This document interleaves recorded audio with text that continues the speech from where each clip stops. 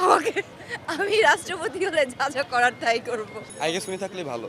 ২০২৪ জুলাই গণঅভ্যুত্থানের পর বিদায়ী রাষ্ট্রপতি মোহাম্মদ শাহাবুদ্দিন চুপ্পুর পদত্যাগের দাবিতে কয়েকবার আন্দোলন হয়েছে। তখন পদত্যাগ না করে বরং কেন পদত্যাগ করবেন তিনি এমন প্রশ্ন ছুড়ে দিয়েছিলেন। তবে এবার শারীরিক অবস্থার কারণ দেখিয়ে পদত্যাগ করে সে নিজেকে মুক্তি দেওয়ার দাবি করছেন। আমি আনন্দিত। আমি মুক্ত। আমি আনন্দিত, আমি মুক্ত।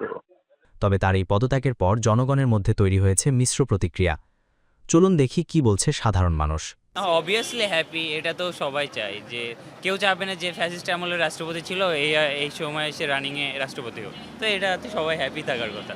যখন নতুন সরকার গঠন করা হয় তো তখনই ওনাকে বাতিল করা উচিত ছিল, বাট আমি জানি না এরা কোন লজিকে রাখছে এতদিন।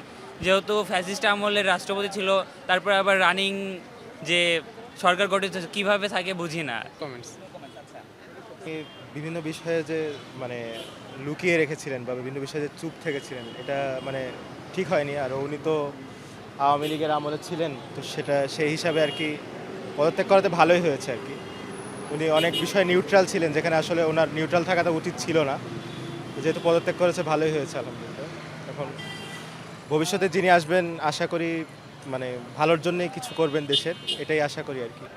No comments. Actually I have nothing to say about him. উনি রাষ্ট্রপতি হিসেবে কি করেছে না করেছে সেটা আমাদের চোখে এখনো পড়েনি। উনি সব কিছুতেই চুপ থেকেছে। যেখানে ওনার পদত্যাগ করার কথা ছিল সেটাও উনি করেননি। সব কিছুতেই উনি মানে ওনার মতো করে শান্তশিষ্ট চুপ থেকে গেছে। না, আসলে মন্তব্য নেই আমার। অবশ্যই ভালো হয়েছে, কারণ সে 3 সরকারের আমলে মানে রাষ্ট্রপতির দায়িত্ব পালন করছে, কিন্তু সে মানে আওয়ামী লীগের সাথে অনেক ঘনিষ্ঠ সম্পর্ক ছিল তার।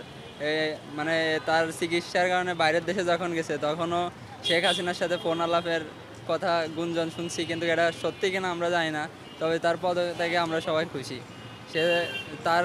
সে যদি কোনো অন্যায় করে থাকে তার যেন শাস্তি হয়। কাইন্ড অফ মেমারি বলা যায়, কারণ ওনার জায়গা থেকে তো উনি এখন পর্যন্ত ওরকম দেখি নাই যে স্ট্রিক্ট কোনো অর্ডার বা কোনো কিছু করছে। জাস্ট হলো শো, একটা কার্ড থাকে না, জাস্ট শো আপ করা।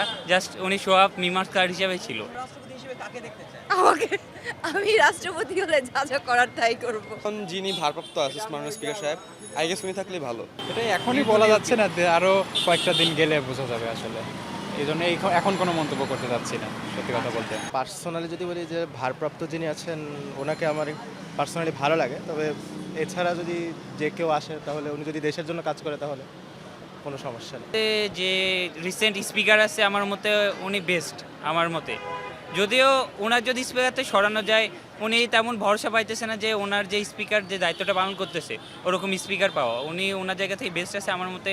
ওনাকে যদি রাষ্ট্রপতি দেওয়া হয় উনি সবচেয়ে বেস্ট হবে। আমার মতে মির্জা ফখরুল হইলে ভালো হবে।